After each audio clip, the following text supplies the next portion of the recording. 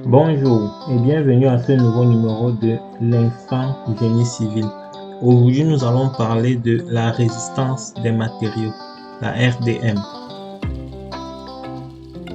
Donc, on va commencer par des vidéos très simples, classiques qu'on a l'habitude d'avoir dans les écoles de formation, ceci afin d'assister nos jeunes frères qui sont en train d'embrasser le métier.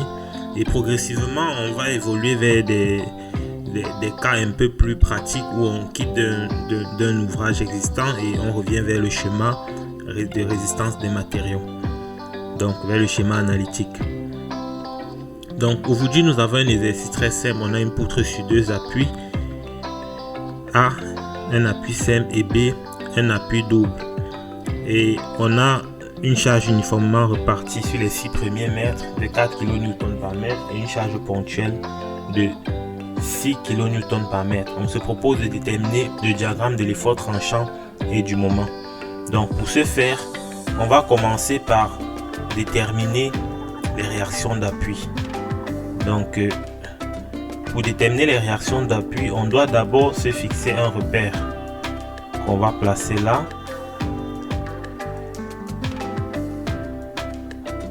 On se fixe un repère X, Y avec un sens positif pour le moment que voici. Donc notre charge repartie pour la détermination des réactions d'appui peut être résumée en une charge ponctuelle égale grand Q, qu'on va représenter ici au milieu de la zone d'application de la charge repartie, que voici, qu'on va appeler grand Q, sachant que grand Q serait égal à 4 fois la distance des 6 mètres d'application, c'est-à-dire 24 kN tout simplement. Donc on représente également nos réactions d'appui. Ici on a un appui simple, donc on a une réaction verticale que voici. Ici on a un appui double, donc on a une réaction verticale que voici et une réaction horizontale que voici. Donc là on va appeler ça RA, ici RB, et là l'horizontale en B. Donc pour déterminer les réactions d'appui, on va tout simplement faire l'équilibre suivant chaque axe. Donc on peut commencer par X, X. Suivant l'axe XX que voici, on a uniquement la charge HB qui est orientée vers les X négatifs. Donc on a moins HB qui est égal à 0, ce qui implique que HB est égal à 0. Suivant Y, on a RA et RB qui vont dans le sens positif. Donc on a RA plus RB et moins Q moins P parce qu'ils vont dans le sens des Y négatifs qui est égal à 0. Ce qui fait RA plus RB est égal à Q plus P qui est égal à 24 plus 6, c'est-à-dire 30 kN. Maintenant, il nous faut une dernière relation, c'est-à-dire le moment. Pour qu'un solide soit en équilibre, il faut également que le moment à n'importe quel point de l'ensemble des forces qui s'appliquent sur lui soit égal à 0. Donc on va dire que somme des moments par rapport au point A est égal à 0. Lorsque je me place au point A, la réaction en A pour moment nul, ce qui fait 0. Maintenant, la résultante grand Q de ces charges tend à tourner notre poutre dans le sens contraire des moments, ce qui fait moins grand Q fois la distance par rapport au point A qui est égal à 3 mètres, moins P fois 6 plus 2, c'est-à-dire 8 mètres, et plus RB fois 10. Tout ça doit être égal à 0. Ce qui implique tout simplement que RB est égal à 3 fois Q plus 8 fois P sur 10. 3 fois 24 plus 8 fois 6 sur 10. On obtient RB est égal à 12 kN. Donc on reprend cette relation-ci que je vais appeler 1. Selon 1, on peut tirer que RA est égal à 30 moins RB, ce qui fait 30, ce qui fait tout simplement 18 kN. Alors on peut donc résumer nos réactions. On a l'horizontale en B qui est égale à 0, la réaction en B qui est égale à 12 kN et la réaction en A qui est égale à 18 kN. On va tout simplement passer à la détermination de l'effort tranchant.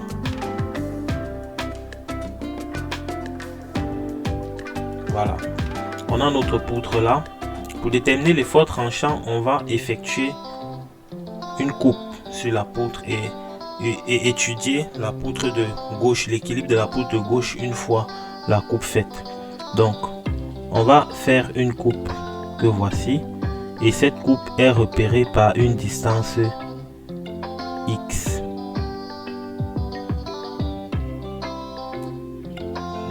Donc je rappelle que ici on a RA et là on a RB. Donc une fois que nous effectuons notre coupe là qui est repérée par la distance X, on étudie l'équilibre de la partie de gauche.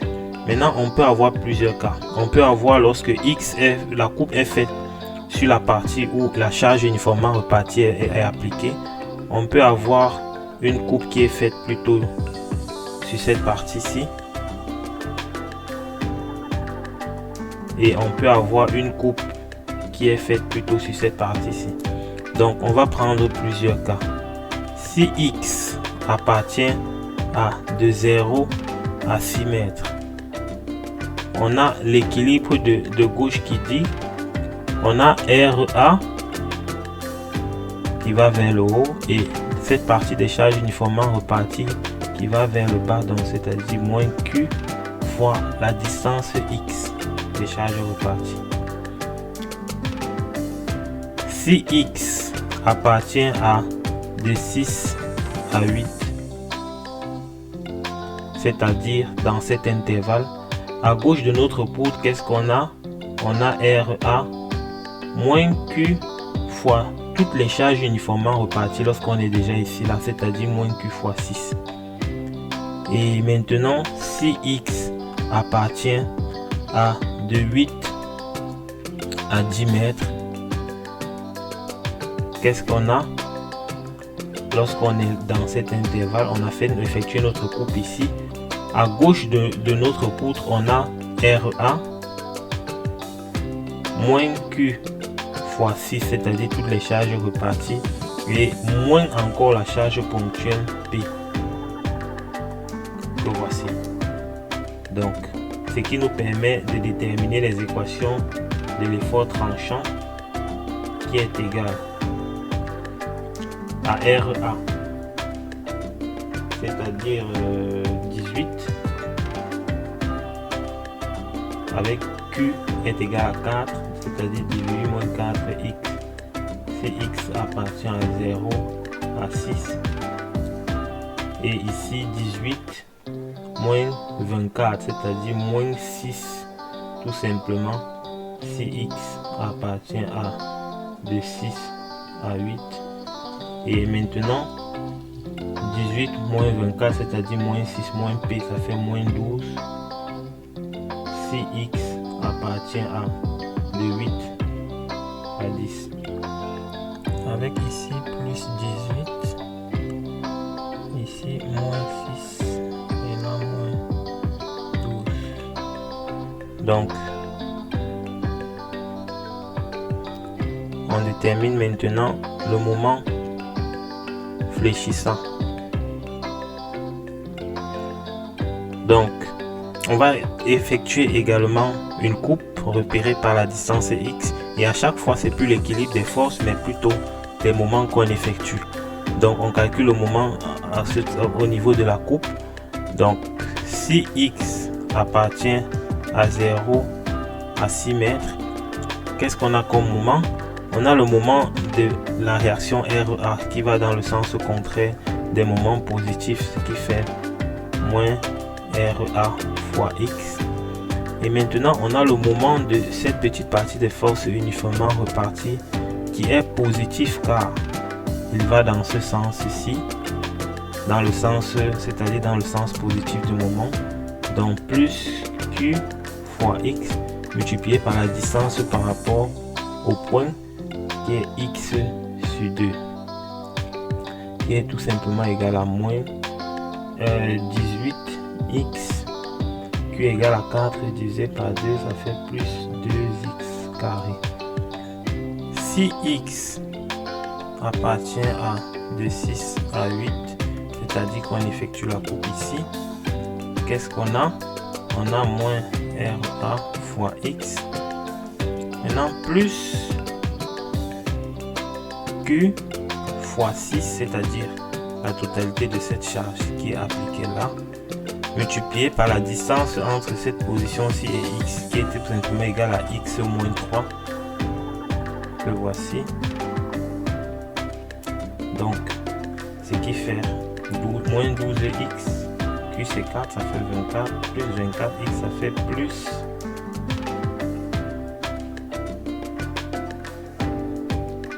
6X, moins 24 fois 3, ça fait moins 72. Maintenant, si X appartient à de 8 à 10, qu'est-ce qu'on a? On effectue notre coupe ici. Mais cette fois, vu qu'on a moins de charge sur la poutre de droite, on va plutôt appliquer l'équilibre des moments sur la poutre de droite, mais en tenant compte de mettre moins parce que cette fois, on applique plus sur la poutre de gauche. On est en train de changer de repère. Donc, ça fait la seule force qu'on a, c'est RB multiplié par le bras de levier, c'est-à-dire cette petite distance qui est égale à la longueur totale de la poutre, moins le repère X de la section de coupe. Donc ça fait 10 moins X, ce qui est égal à RB fois X, c'est-à-dire 12, à moins 12 avec le moins, ça fait 12X.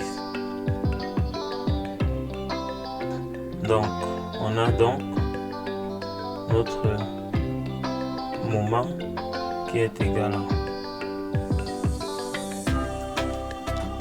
moins 18X plus 2X carré. Si X appartient de 0 à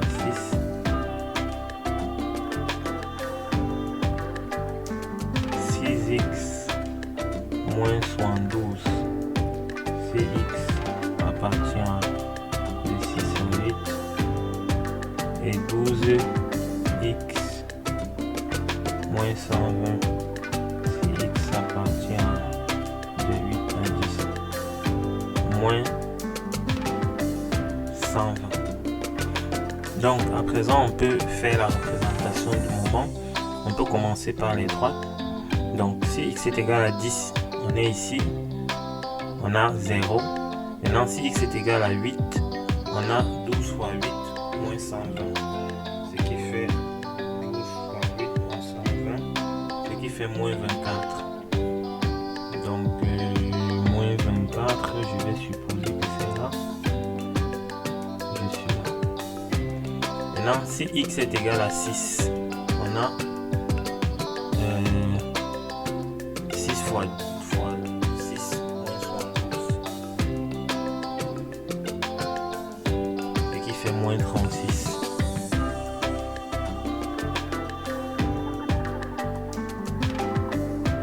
Donc, je suis là, moins 36, moins 24.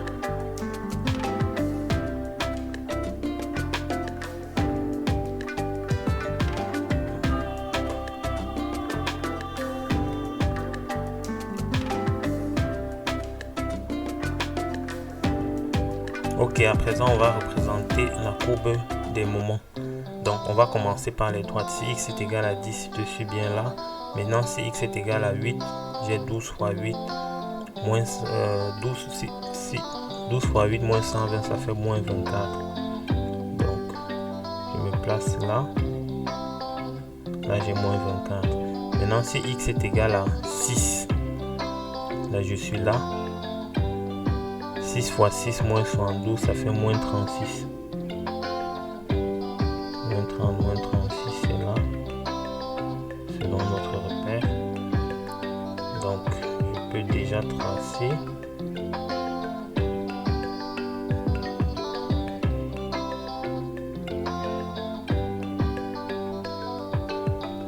Voilà. Maintenant, qu'est-ce qu'on remarque? On remarque que sur notre diagramme de l'effort tranchant, notre effort tranchant s'annule quelque part là. Donc, ça veut dire que c'est à ce niveau que notre courbe va changer atteindre son maximum. Donc, notre diagramme s'annule quelque part là. Maintenant, pour avoir la valeur du maximum, on n'a qu'à dériver ceci. Ça fait moins 18 plus 4x. Et on cherche là où ça s'annule. Ça s'annule en x est égal à 18 sur 4, c'est-à-dire 9 demi. Et maintenant, on calcule m de 9 demi, ce qui fait moins 18 fois 9 demi plus 2 fois 9 demi au carré. Ce qui nous donne moins 81 demi. Donc là je suis là, 36, et je vais supposer que c'est là,